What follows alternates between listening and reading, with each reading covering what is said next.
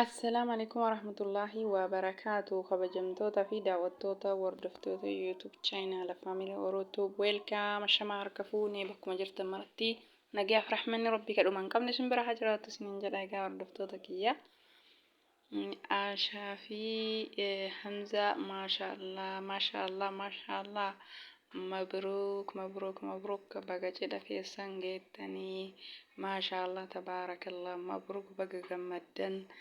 Gammachuun keessan gammachuu kenna yaa maashaallah akkam walirraa bareeddanii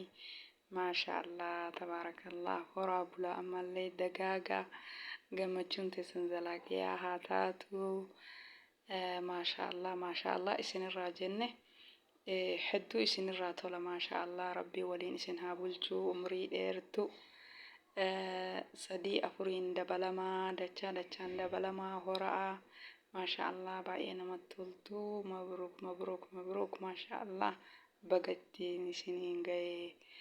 walirraa baay'ee hedduu isinirraa bareedaa baay'ee namatti toltan yaa maashaallah mabruuk isiniin jennee gammachuu bal'inaa ka ilmaan keessanillee agarree itti gammannuu rabbiin nu haa taasisuu sirna keessan yaa maashaallah rabbiin waliif isin haa dhiisuu umrii isin haa dheeressuu waaw hedduu walirraa bareeddanii isinirraa bareede maashaallah tabaarakallah jenne garuu maashaallah baay'ee nama gammachiistanii baay'ee namatti toltanii rabbiin waliif isin haa bulchuu umrii dheertuu isiniif haa kennu qananii ibaadaa waa hunda rabbiin gammachuu isiniif haa godhu ka ilmaan keessanillee agarree suuraa arginu rabbi nu haa taasisu maashaallah umrii dheertuu isiniif haa kennu jaalala zalaaqiyaa jaalala gammachuu rabbi isiniif haa kennu baay'ee namatti toltanii jabaadha hedduu isinirraa bareedaa misirroon lamaan baay'ee isinirraa bareedee maashaallah akkanumatti jajjabaadha isiniin jedhaa ka abbaa manaan argatanillee ka haadha manaan argitanillee rabbiin akkanatti gammachuun oliif isinii kennee akka isaanii kanatti rabbiin isin haa gammachiisu abbaa fi haati manaa hedduu walirraa miidhaganii walumaan tolanillee walumaan bareedanillee yaa maashaallah hedduu isinirraa bareede hedduu isinirraa tole waaw maashaallah baay'ee nama gammachiiftanii baay'ee namatti toltanii baay'ee nama hawwattanii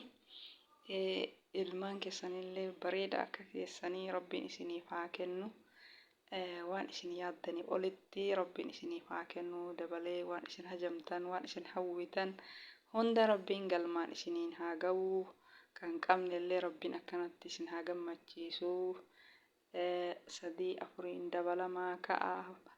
hedduu ta'a rabbiin nama mara akkanaa haa gammachiisu haadha abbaa manaa hunda waliin ga'ee rabbiin nama hunda akkana haa gammachiisu hedduu isinirraa bareede sirni keessan baay'ee namatti tola sirna baga wal geettanii baga waliin gammaddanii baga nullee isinii gammannee isiniin jennaa Aashitti Hamzaa baga wal geessanii baga gammaddanii heeruma gaarii fuudhaa gammachuu baga wal fuuteen isin lachuu nabaana keessan dhufnee taphachuu heeruma gaarii fuudhaa gammachuu guyyaan har'aa kun guyyaa isin lachuu baga wal fuuteen isin lachuu haga kana yoo